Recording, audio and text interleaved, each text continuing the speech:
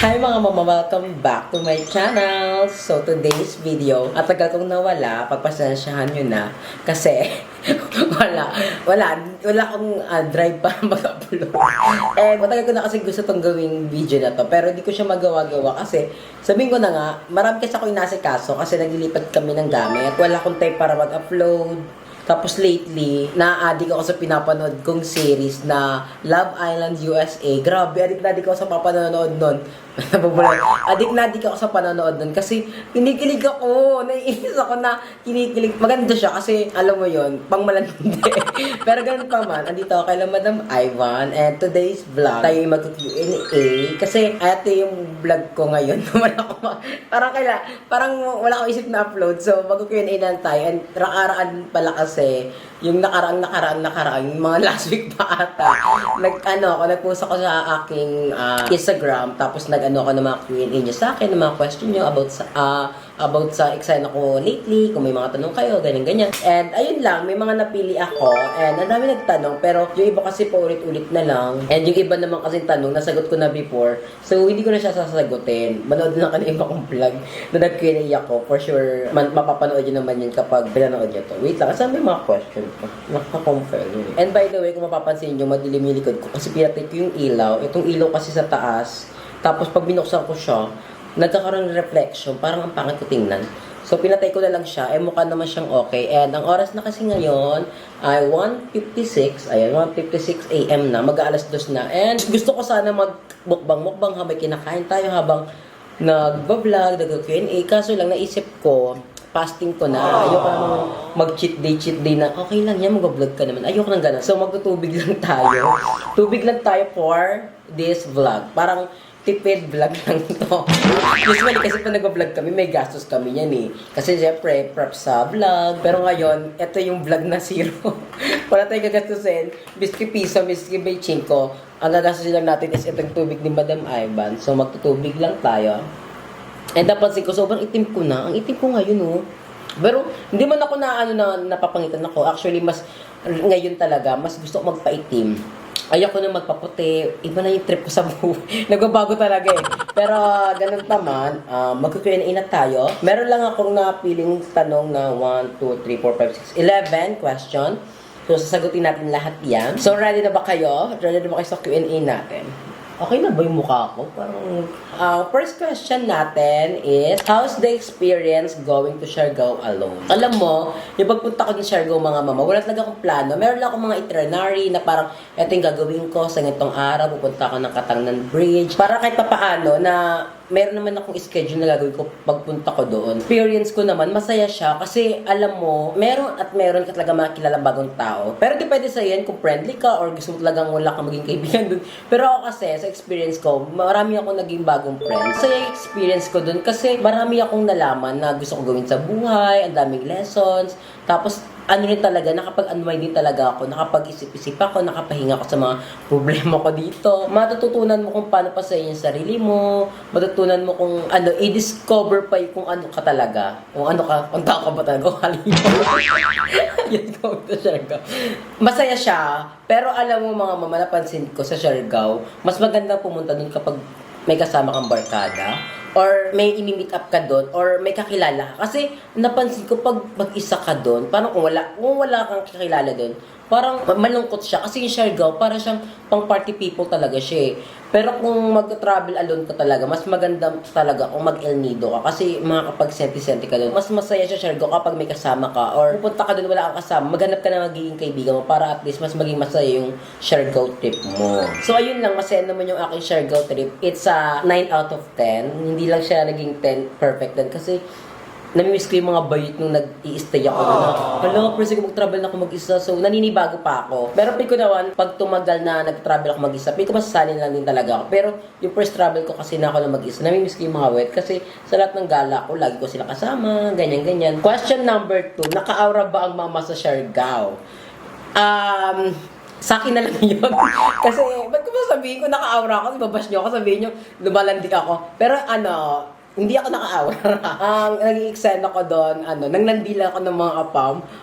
Mga mama, nakakali yung mga apam. Ang babait nila, tapos nakakatuwa kasi ang sarap nilang Ang sarap din ng ansyahin.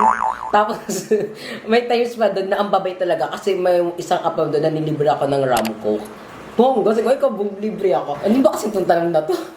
Question number 3. Bakit last day ang pinakamasayang araw mo? Ayun, nasabi ko sa vlog ko to, sa last vlog ko, na sinabi ko na pinakamasayang araw ko yung last day ko bago ako umuwi. Kasi nga, ayun yung time namin nakilala kasi akong apam. Mama, grabe, sobrang bait. Tapos, yung mga naging friend ko kasi din, nakilala ko sila sa island hopping. Tapos, kasama ko sila mag-bar nung last day ko. Tapos, naging memorable kasi ang saya. Sayo-sayo kami dun. Tapos, apam hunting, nang titingin-tingin ng mga apam. Yun yung pinaka-super the best. Tsaka ayoko kasi, sabihin naman na yung lahat ng nangyayari sa Siargao trip ko. Kasi gusto ko din naman na ikip ko na lang siya, tsaka ayaw ko naman lahat ng nangyayari doon. Sinasabi ko sa vlog, syempre gusto ko pa rin kahit papaano mag-call ng privacy. Kasi nalaloka ako minsan sa ibang viewers, mga nanonood dito, hindi ko nila lahat na i-vlog ko daw lahat. Sabi ko, bakit iba vlog? Minsan naman, parang gusto ko din naman sarilihin, na nakakapagod din kasi mag-vlog-vlog, yung magsalita ka sa vlog. Tapos minsan kasi nawiweirduhan yung mga ibang tao na nag-vlog ka, tapos iba kasing tao talaga, hindi sila aware sa vlogging, sa mga eksena. So, minsan nawiwildan sila. Ayoko na ma-feel ng tao na ganun ako, na baliw ka, ganun din ako. Minsan din kasi nilulugar ko kapag magbablog ako. Proud naman ako sa pagiging vlogger ko kasi ito yung bread and butter ko. Pero, may mga times talaga na parang hindi tama mag-vlog ka. Ganun. Kasi syempre, minsan kailangan mo rin bigyan ng privacy ibang tao. Ganun. So, question number 4. May next travel ba ang mama? Meron tayo next travel. Sabihin ko na ba ngayon? Basta may next travel tayo.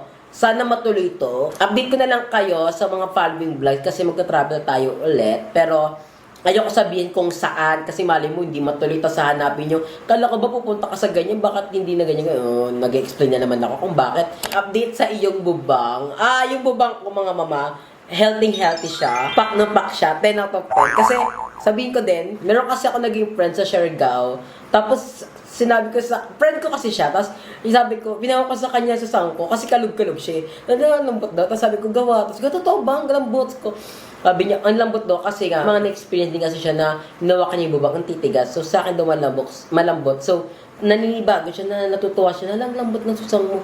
Yun lang. And bala ko rin kasi ulit magpa-check up kay Doc. Magparang follow-up check up kay Doc Mike ng M Aesthetic Clinic. So, pupunta ulit ako doon sa clinic niya. Update ko kayo kung kailan ulit yon. Next question natin. Explain mo naman bakit ganyan yung pinatattoo mo. Ito yung pinatattoo ko sa Siargao. Ang eksena nito is sunset. Ayun, ang ganda niya. Ang bayad ko dito is 1,500. Yung ibang part ko na namamala. Pero ako hindi naman kasi maganda yung pagkakatattoo niya sa akin. Parang hindi naman pinaglaruan yung balat ko. Ang ganda. And kaya ito yung pinatato kong design kasi may naging friend ako sa hostel. Aussie siya. Tapos sabi ko, bala ko kasi magpatato sa bawat lugar na pinupuntahan ko. Nagpapatato ako. Isa yung sa mga goal ko. Sabi ko sa kanya, anong magandang ipatatong any ideas na ganyan-ganyan. Tapos naghanap siya sa Pinterest. Tapos nakita niya yung tattoo na ganito.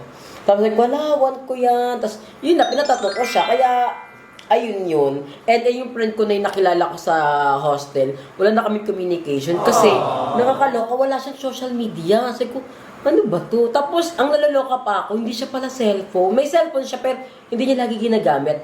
More on more on libro. Tapos, pag nagsa-sunbathing kami sa hostel lang din, lagi siyang nagbabasa. Sabi ko, ano ba to? Hindi ko kaya to. Ako nga, pag yung cellphone ko hindi ko mahawakan ng mga isang oras, parang aaning na ako, paano mapakali. Pero kaya niyang hindi hawakan yung phone niya nung siguro kahit isang buwan. Basta may hawak na siyang libro, babasa-basahin niya. Sabi ko, 2024 na, pero bakit may naglilibro pa din? Well, siguro kasi, ibalahi niya, ibalahi ko. So, tayo kasi mga Pilipino, sanay tayo sa mga gadgets talaga. Sila, more on libro. And yung nag-stay ako sa Siargao, karamihan ng mga nakikita ko nagsa-sunbathing, may hawak na libro. Ako, cellphone. Tapos, sabi ko, pag pumunta ako next time dito, magdadala ako ng libro. Nung nagbabasa ako. Kahit tinitingnan ko na yung mga nakakatuwa. Kasi alam mo, parang ang nostalgic ng connection na alam, parang ang cute na nagsa-sunbathing, nagbabasa ng libro. Ngayon kasi sa atin, yung mga nagsa-sunbathing, nag-awak ng cellphone, gano'n. Pero ako kasi, ang trip ko, pag nagsa-sunbathing ako, nakikinig ako ng music. Tapos, yun yung lagi pinapatugtog ko, yung It Must Have Been Love. Siguro, kinikilig lang ako pag pinapakinggan ko itong kantang to. Tapos, nakikita ko pa yung scenery ng sunset, gano'n. So far naman, happy naman ako sa pinatato kasi, Ang ganda, ang liit. I wish nga sana mas malaki pa siya, pero kung maliit lang naman, okay lang naman kasi maliit lang naman ako.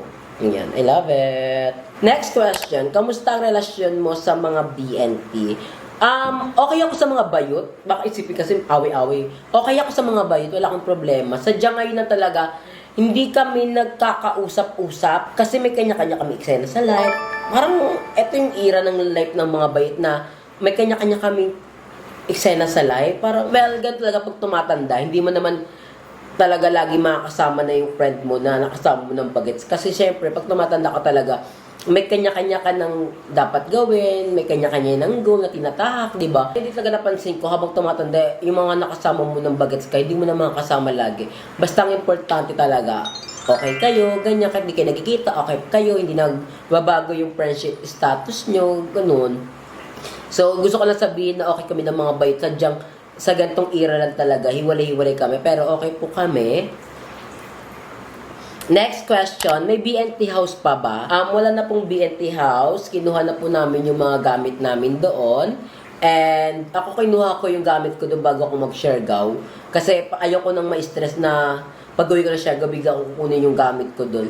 So, kinuha ko na yung gamit ko para hindi ako ma-stress and inuwi ko yun sa Parañaque. Pero kung mag-BNT house kami ulit, hindi ko pa po alam, hindi ko masasabi. Ayaw ko sabihin na, oo, mag-BNT house ulit. Tapos may aasa na naman, may sasabihin ko naman na hindi na. Tapos yung iba malulungkot, bakit hindi na mag-BNT house? It means ba, hindi na kayo magsasama-sama ng mga bait, ganyan-ganyan. Hindi ko pa alam kung magkaka-BNT house pa kami, pero ayaw ko na mag-suggest ng mga opinion ko. Sasabihin ko na lang, hindi ko alam. Kung magkaroon man kami, di masaya. Kung hindi, okay lang din. Ang mahalaga lang naman makapagsama-sama kami ng mga bayo. So, next question natin. Pinaka-favorite location mo sa Siargao? Nasa Siargao pa rin tayo. Pinaka-favorite location ko sa Siargao is sa Cloud9. Kasi sa Cloud9, doon talaga yung best spot na mag-sunset viewing ka. Kasi ayun yung malapit sa General Luna. Pero kung naman, marami sa Siargao na pwede kang mag-sunset viewing. Mas maganda pa sa Cloud9. Pero sadyang, nung nag-i-stay kasi ako sa General Luna, mas malapit yung Cloud9 doon. Kaya doon ako lagi natambay. Ang masaya pa doon sa Cloud9 kasi madami ka pa. Pero hindi. Marami nagbebenta ng coffee, maraming mga murang pagkain, tapos kalmado yung dagat. Alam mo, parang ang sarap talaga hindi ko siya ma-explain. Ang sarap doon humiga. Tapos, ihiga ka, ganun-ganun, tapos tingnan mo view. May madami namang magandang location sa Siargao. Sadyang yun yung pinaka-best place para saan. Kasi doon ako more on nag-spend ng time. Siguro maganda rin talaga sa General Luna. Yung street doon, yung parang kalsada doon. Kasi marami tindahan, lahat doon makikita mo yung pagkain, lahat ng mga sikat na kainan, mga resto, mga coffee shop. Along the way lang doon, kaya maganda rin doon. And yun na naman talaga pinakasikat na daanan sa Siargao is General Luna. Feel ko talaga marami pa akong di na-discover doon sa Siargao kasi hindi naman ako pala gala doon, lalo na traveling alone ako. Kaya ko siguro maggala-gala kung marunong magmotor, pero kung hindi marunong magmotor, parang ang hirap kasi nga ang gastos sa pamasahe kapag hindi ka marunong magmotor. Syempre, motor minsan 150, minsan 200, yan depende sa layo. Pero masaya si Siargao, super saya. Tutuloy mo ba ang pagpapapukirat mo? So, mga hindi nakaalam yung itutuloy yung surgery ko. Kasi nga, di ba, may nag-offer sa akin sa Thailand na in-offer ako ng surgery, SRS, itong Hypnotakes, papalitan ng Kipay. Hindi ko pa siya sure kasi nasa stage pa rin ako nang iniisip ko pa kung gusto ko ba talaga siya or ayaw ko. Kasi itong kasi decision na to, hindi mo itong pwedeng sabihin na gusto ko na agad ko na. Hindi ganun kadali yun kasi itong surgery na if ever mangyayari sa akin, mahirap siya. Hindi siya ganun kadali katulad ng mga ilong, mga susang na ever since talaga gustong gusto ko na bagets pa lang gustong gusto ko na talaga to. Unlike sa Kipay, pinag-iisipan ko pa siya. Update ko naman kayo dyan soon kapag itutuloy ko siya or hindi, ganyan-ganyan.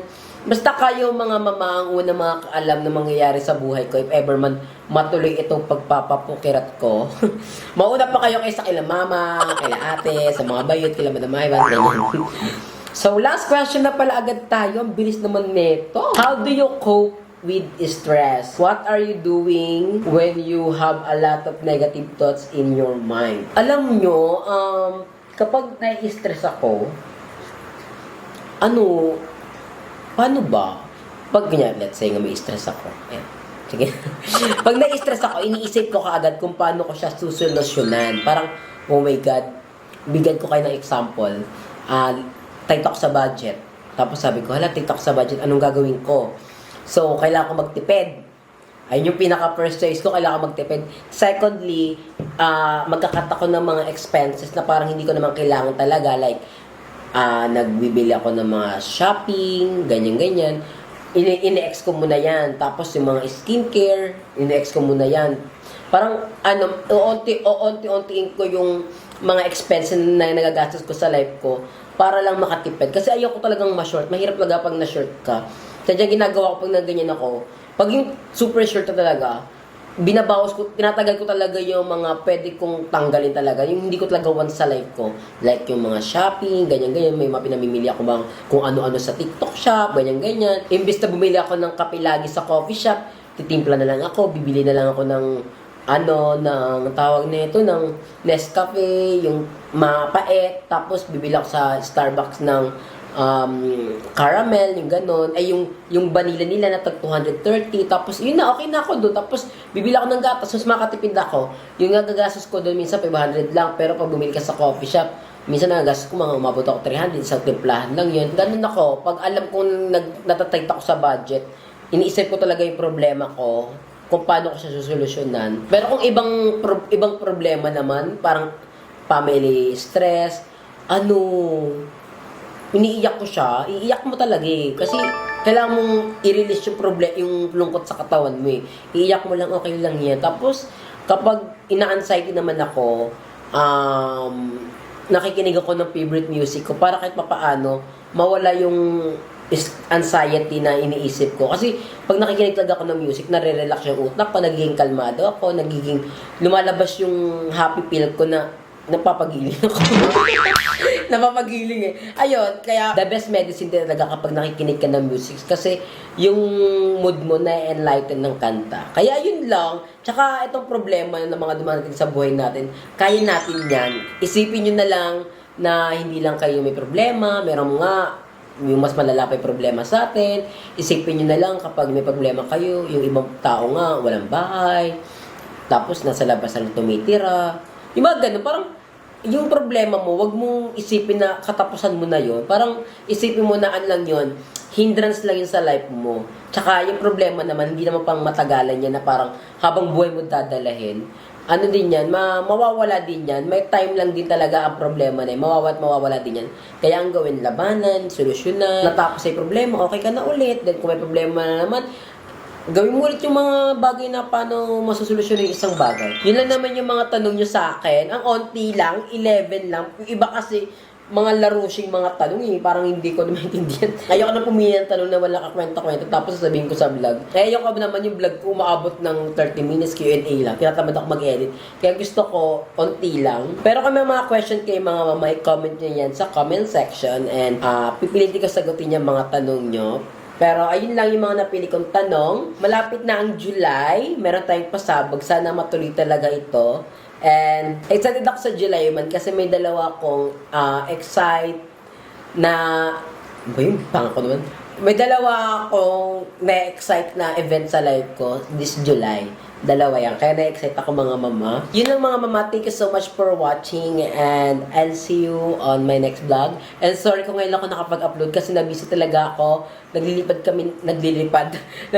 kami ng gamit sa Parañaque. Kasi basta sa mga next following vlog ko na sasabihin yan kasi wala na tayong oras. Yun lang mga mama. Thank you so much for watching and I'll see you on my next vlog. Bye!